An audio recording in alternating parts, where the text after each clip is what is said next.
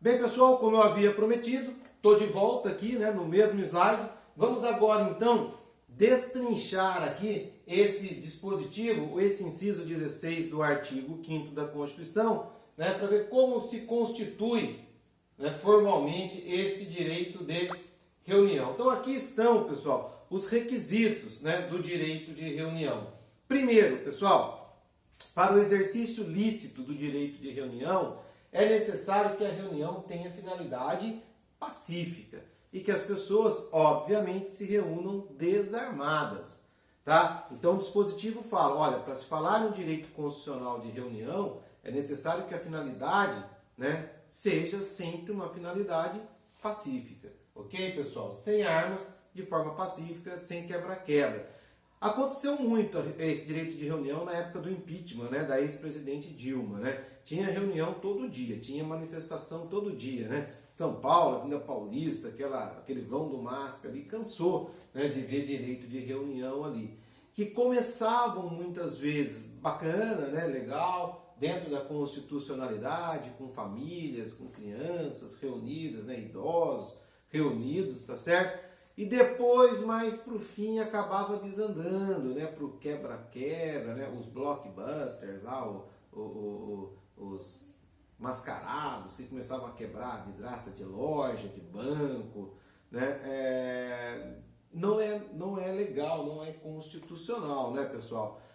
O direito de reunião, ele se justifica, ele se autoriza enquanto ele se dá de forma pacífica. A partir do momento em que o direito de reunião descamba para a violência, aí é complicado, Torcida organizada que se reúne para assistir uma partida de futebol, para se manifestar o seu apoio a um time de futebol, E ainda enquanto pacífica a manifestação, ou protestar contra o time, Enquanto pacífica essa reunião, e as manifestações que advêm dela, tudo bem, não tem problema. Agora, a partir do momento em que as torcidas se reúnem, para se degladiarem, aí não, aí você foge, dos limites constitucionais da proteção. O outro requisito, pessoal, esse aqui, turma, é esse aqui que vocês têm que prestar muita atenção, tá? Prévio aviso à autoridade competente. Pessoal, tá? Não se trata de autorização. Eu reforcei aqui, Coloquei, olha, prévio aviso à autoridade competente, e depois eu reforcei. Não é autorização, é aviso, tá? Isso cai muito, pessoal. O exercício do direito de reunião não depende de prévia autorização da autoridade competente. Eu não preciso pedir permissão às autoridades competentes para exercer o direito de reunião. O que eu preciso? Eu preciso comunicar previamente, tá certo? Eu preciso comunicar previamente o exercício deste direito. Até para quê, pessoal? Até para que não frustre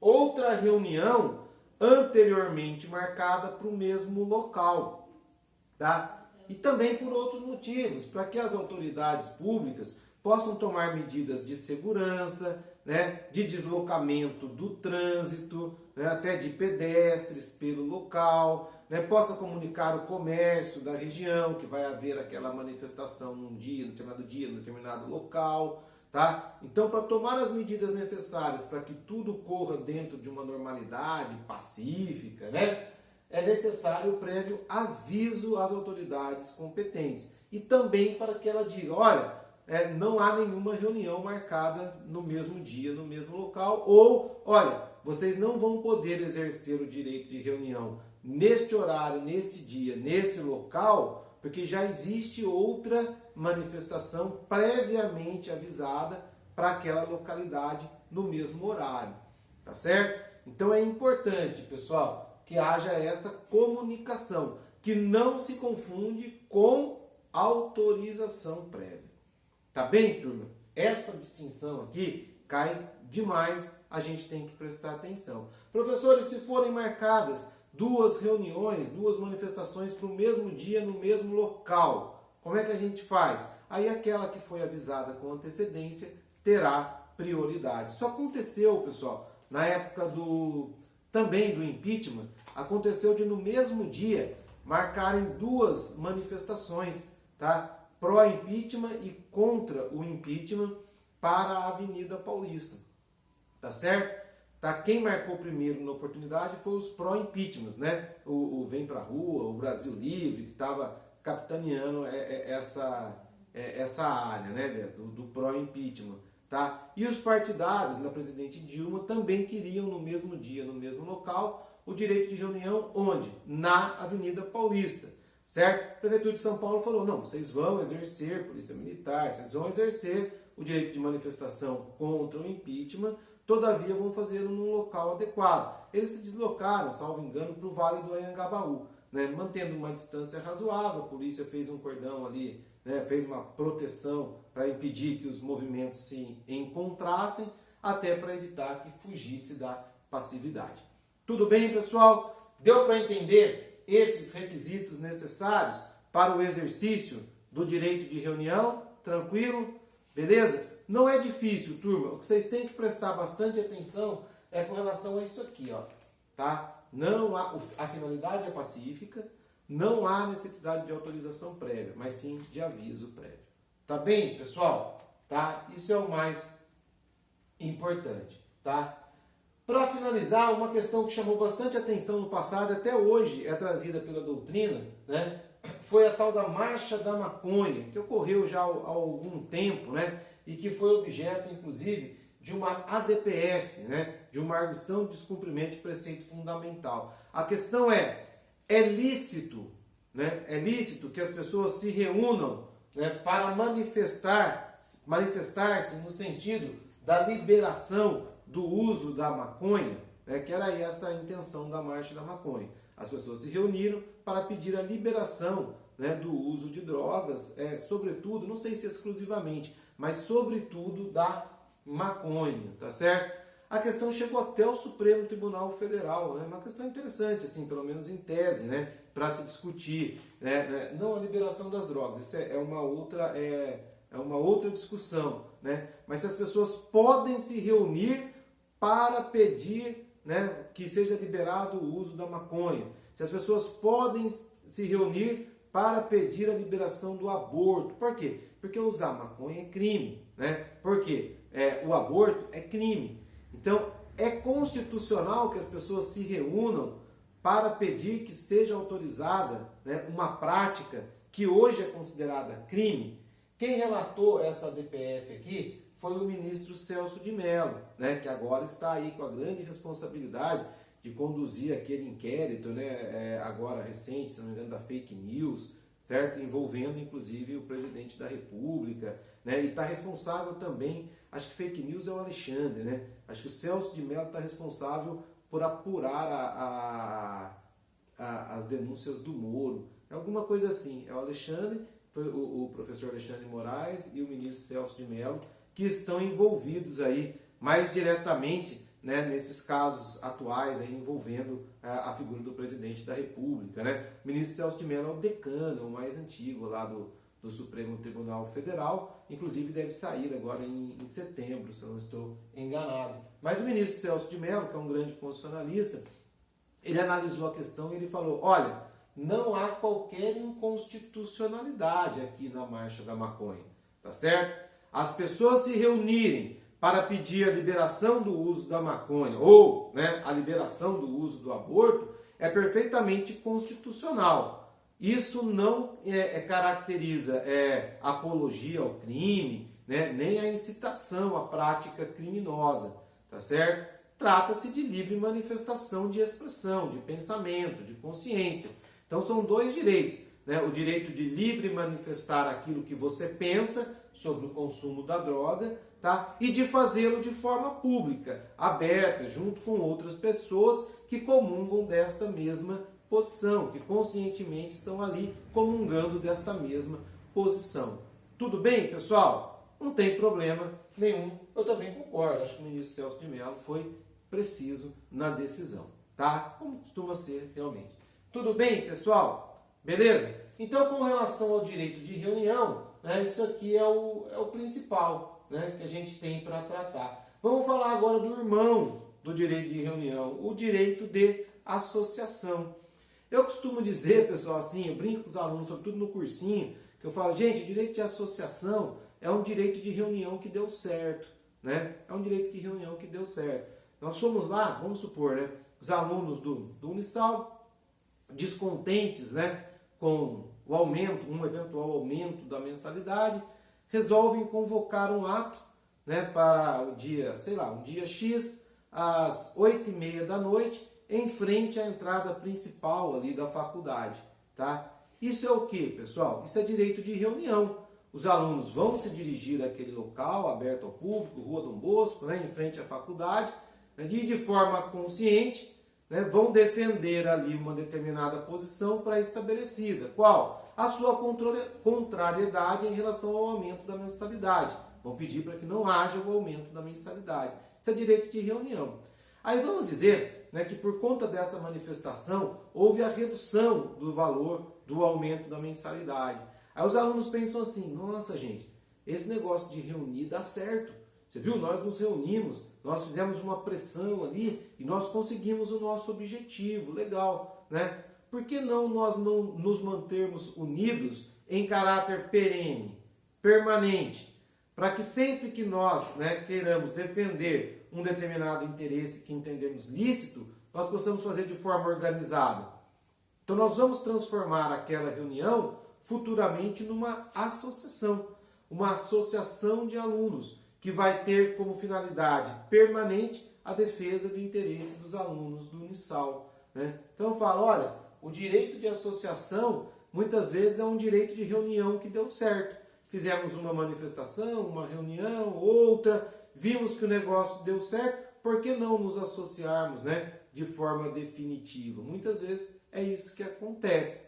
Tá certo, pessoal? Mas a associação é mais do que isso, né? A associação pode ter outras características também. Associações, pessoal, consistem numa reunião, e aqui é importante, ó, permanente, de pessoas com objetivos comuns, lícitos e não econômicos, porque se for econômico é sociedade, não é associação, que dificilmente almejariam isoladamente, tá certo? Então é isso, uma associação. É um grupo de pessoas que se reúnem com um objetivo, uma finalidade comum, lícita, finalidade essa que sozinhas dificilmente elas conseguiriam. Dificilmente um aluno sozinho conseguiria fazer baixar o valor do reajuste da mensalidade, naquele exemplo hipotético, né, que eu dei agora há pouco. Agora, todos os alunos associados têm uma força muito maior. Então esse é o direito de associação. De novo, pessoal, né, a professora Natália Masson, olha lá, direito individual, é o direito que cada um tem de se associar, tá certo? É um direito individual, mas que só se expressa, só se manifesta na coletividade, tá certo? A associação pressupõe um conjunto de pessoas, né? Uma reunião permanente de pessoas, tá certo? E nessa permanência aqui, pessoal, é que está um grande fator diferencial, né, de reunião e de associação. Ambos consistem num agrupamento de pessoas, ambos têm uma finalidade específica, ambos têm um grupo de pessoas conscientes de que defendem aquela finalidade específica, de que buscam aquela finalidade específica. A diferença é que o direito de reunião, ele é passageiro, né, ele é momentâneo. Enquanto que o direito de associação, ele é um direito perene, ele é um direito permanente, tá certo? Então, uma reunião permanente de pessoas acaba desencadeando numa associação. Tudo bem, pessoal? Tranquilo? Beleza? Continuando, temos mais umas coisinhas ainda para falar sobre o direito de associação, tá? Como que o direito de associação está previsto na Constituição Federal? Diferentemente do direito de reunião, que está concentrado num inciso específico, ali no inciso 15, o direito de associação está previsto em vários incisos. Tá? Eles estão ali tudo numa sequência pertinho, mas não está num único inciso. Tá? Que sintetizando esses vários incisos, 17, 18, 19, 20, 21 da Constituição, que tratam do direito de associação, sintetizando o que a gente tem de fundamental, né? É plena a liberdade associativa para fins lícitos, vedadas as paramilitares, tá? Então o que está dizendo o Constituinte? Olha, vocês têm plena liberdade para se associar, para defender o interesse que vocês quiserem, desde que se trate de um interesse lícito, tá certo? Ah, nós temos uma associação, né, permanente de defesa da liberação da maconha. A Marcha da Maconha virou Associação de Defesa da Maconha, tá? Posso fazer essa associação? Posso. É lícita uma associação defender a liberação da droga, né, dessa droga específica? O ministro Celso de Mello já se manifestou a respeito, né? Que não pode é uma associação para consumir maconha, aí não, né? Aí é ilícito, porque o consumo é crime. Mas defender com argumentos, né, lógicos, científicos, a liberação da droga, associar-se para essa defesa é plenamente lícito. Tá certo, pessoal? Tranquilo?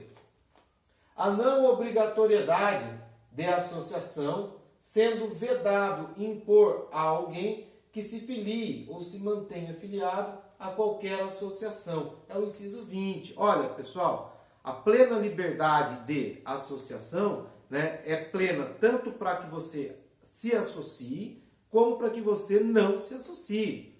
Essa plena liberdade você pode se associar ou pode não se associar. Ninguém pode ser obrigado a fazer parte de uma determinada associação. Tudo bem, pessoal? Ah, professor, eu entrei para trabalhar na firma, lá numa empresa, e aí o pessoal do sindicato foi me receber, tal, me trataram muito bem, mas me disseram que eu sou obrigado a me filiar ao sindicato, né? Porque senão eu não vou ter direito, meus direitos trabalhistas não vão ser observados, né? Que a empresa não vai me dar reajuste, eu não vou ter direito a férias, eu tenho que estar afiliado ao sindicato, né? Bobagem, né, pessoal? Ninguém é obrigado a se associar, a se filiar a nada, nem a organização sindical. Tudo bem, pessoal? Tá aqui, né? A não obrigatoriedade de associação. Desnecessidade de autorização estatal para a criação de uma associação. Aqui, gente, essa daqui é importante. Essa daqui é importante, tá? Para se criar uma associação, eu não preciso de autorização prévia, de uma censura prévia, de uma análise prévia por parte da autoridade estatal. Eu não preciso pedir autorização para o Estado para criar uma associação. Quando se pergunta sobre associação, pessoal, isso aqui, tá? É uma das perguntas que mais se faz. 60% das vezes é isso daqui, tá? O restante, pessoal, é dissolução e suspensão das atividades da associação, que a gente vai ver daqui a pouquinho, tá bem? Então guarde isso. Não é necessária autorização prévia para constituir uma associação, como não é necessária autorização prévia para exercer o direito de reunião, tá? Seguem a mesma linha, ok? Vedação de qualquer interferência estatal no funcionamento das associações. O Estado, pessoal, não pode interferir de forma alguma no funcionamento das associações. Tá certo? Não pode estabelecer exigências, requisitos com relação ao funcionamento das associações. Óbvio, né, pessoal? Desde que se trate de uma associação lícita, né? Havendo alguma irregularidade, aí sim o Estado pode, né? Não diria que pode, o Estado deve, no caso, intervir. Sempre que o Estado for intervir diante de uma situação irregular, de uma ilicitude, né, numa determinada associação, sempre que o Estado precisar, nesses casos, atuar, tá, ele deverá fazê-lo, pessoal, através do Poder Judiciário, através da autoridade judiciária, né, deixando bem claro o Constituinte, hein? Olha, Estado, é sempre através do Judiciário. Tá? Por que ele está falando isso? Tá? Porque eu quero que o Estado, o Judiciário, analise se de fato há alguma ilegalidade, alguma inconstitucionalidade no funcionamento, para proteger a Constituição. Então, olha, é possível, né, se necessário, que o Estado intervenha numa associação para dissolvê-la ou para suspender as suas atividades. E sempre que for necessária a atuação estatal para dissolver ou para suspender, eu não posso interferir no funcionamento. Mas se houver alguma causa que justifique, eu, Estado, posso promover a dissolução ou a suspensão das atividades, a dissolução ou a suspensão, sempre através do Poder Judiciário, tá? Onde que o bicho pega, pessoal? É aqui, ó. A dissolução exige uma decisão judicial transitada em julgado, enquanto que a suspensão das atividades por parte do Poder Judiciário, tá, exige tão somente uma decisão judicial. Ou seja, uma decisão judicial, ainda que não em caráter definitivo, ainda que sem a definitividade daquelas que transitaram em julgado. Ok, pessoal? Eu costumo dizer para a turma no cursinho, guardem assim, ó. O que é mais... qual é a decisão, qual é a medida mais forte, qual é a medida mais agressiva à associação? A dissolução, que é o fim da associação, ou a suspensão, que é a paralisação momentânea das suas atividades. Qual é mais grave para a associação? A sua extinção ou a suspensão temporária das suas atividades? Obviamente que a medida mais grave é a dissolução, né? É a dissolução. Se a dissolução é a medida mais grave, ela precisa da decisão judicial mais forte. Qual? A transitada em julgado. Tá certo? Aquela que tem áreas de definitividade. Ok? Já para a suspensão, que é a medida mais fraca, que é a decisão, né, a medida mais fraca, eu preciso apenas de uma decisão judicial, ainda que não definitiva. Tá certo, pessoal? Então, dissolução, decisão, todas precisam de decisão judicial. Dissolução ou suspensão precisa de decisão judicial. A diferença que a dissolução, essa decisão tem que estar transitada em julgado, enquanto que na suspensão não precisa. Tudo bem, pessoal? Guardem assim que vocês não esquecem. Ok? Ainda aqui, pessoal, com relação, para finalizar a liberdade de associação, tá? A representatividade das associações. As associações, elas podem representar judicial, né, ou extrajudicialmente os seus associados. Está previsto lá no inciso 21 do artigo 5º, né? Ele que autoriza as associações a representar os seus associados, tanto judicial quanto extrajudicialmente. A questão que se coloca aqui é, né, essa autorização, ela precisa ser expressa, né, porque o dispositivo constitucional fala as associações quando expressamente autorizadas. Esse expressamente autorizado, eu tenho que ter procuração assinada por cada um dos associados para que a associação possa representá-los, né? Ou há outra forma de fazê-lo? Isso dá muita discussão e o Supremo já foi instado mais de uma vez para se manifestar sobre isso, tá? Hoje o que prepondera, pessoal? Caso se trate de mandado de segurança coletivo, caso a associação, né, venha a representar os seus associados pela via do mandado de segurança coletivo, o Supremo fala, ó, nesse caso há uma mera substituição processual, tá? Não é necessária a autorização expressa. Basta a autorização genérica, constante do estatuto da associação. Se tiver lá previsto no Estatuto da Associação que ela representará judicial e extrajudicialmente os seus associados, e os associados votaram e aprovaram o Estatuto com aquela previsão, ela por si só já é suficiente para autorizar a impetração de mandado de segurança coletivo em favor dos associados, tá? Porém, para as demais hipóteses, para os demais casos de representação, disse o Supremo, aí vai ser necessária a autorização expressa, que não precisa necessariamente ser pega de um por um, né, de cada um dos associados, tá?